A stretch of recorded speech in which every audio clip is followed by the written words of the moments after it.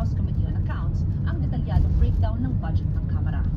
Para sa GMA Integrated News, Mav Gonzalez, nakatutok, 24 oras. Isa sa mga paboritong handa pag may selebrasyon ang mango float. At sa pagsalubong sa 2026, kanya-kanyang paandar ang mga netizen. Yan ang Pampag-Good Vibes ni JP Soriano. Taon-taon na lang, paunahang sumusugod ang ating mga kababayan sa mga pamilihan para pumili ng isang klaseng biskwit na madalas pa nga ay ubusan. Samahan yan ng mangga o mga cream at beer. Game face on na naman ang marami na para bang may mango float making contest. Kanya-kanya ngang labag ang ating mga kapuso ng kanilang entries bago ang deadline noong December 31. May maging singkulay, singganda at sintamis na mga mango float na ito ang bagong taon. Para sa GMA Integrated News, ako po si JP Soriano, nakatutok 24 oras. Naging maulan ang unang weekend ng taon sa ilang bahagi ng bansa. Bukod sa At may mga motorsiklong stranded. Pinasok ng tubig ang ilang bahay.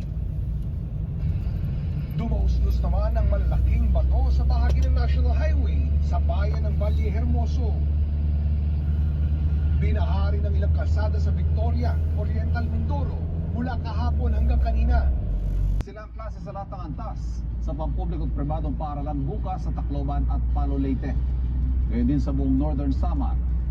Wala namang face-to-face classes bukas sa lahat ng antas sa pampubliko at pribadong paaralan sa Caramoan, Camarines Sur.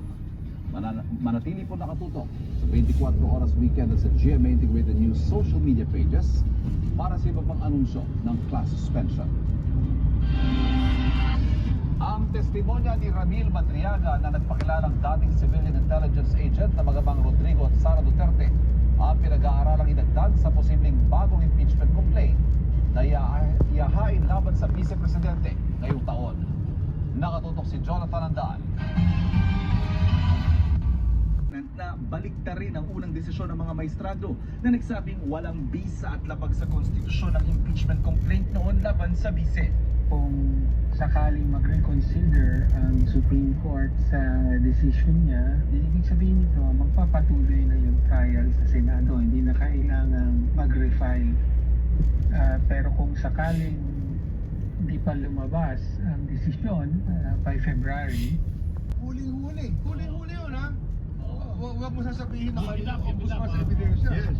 Kompleto ebidensya lahat yan. Inungkat din ni Remulla ang fertilizer fund scam kung saan ibinasura ng Sandigan Bayan noong 2016 ang kasong pandarambong sa itinuturong mastermind nito noon na si dating Agriculture Undersecretary Jocelyn Jokjok Volante. Sino yung mastermind ng liquid fertilizer, no? Si Jok Volante. Yan naman ako speaker, no? Nakakatawa nun yung sa mga Sandigan Bayan, ang galing din mag-akwit. Oo.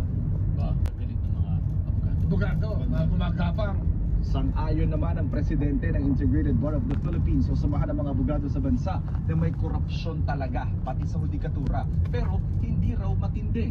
May binoraw ang Supreme Court na Judiciary Integrity Board na tumatanggap ng sumbong sa mga sangkot sa korupsyon ng mga huwes at empleyado ng korte. Hindi naman siguro ganun katindi yung corruption in the judiciary. Most of our judges are ethical than those alleged corrupt ones. Right of every Filipino citizen. Hindi naman po pwedeng inakusahan ka lang ng ganito na inusahan ng isang tao na involved sa corruption pero wala namang ebidensya, hindi naman po pwedeng i-convict yun ng huwes. Di ba? Sabi ni Remulla sa January 15 may papasok ng 20 bagong abogado sa Office of the Ombudsman.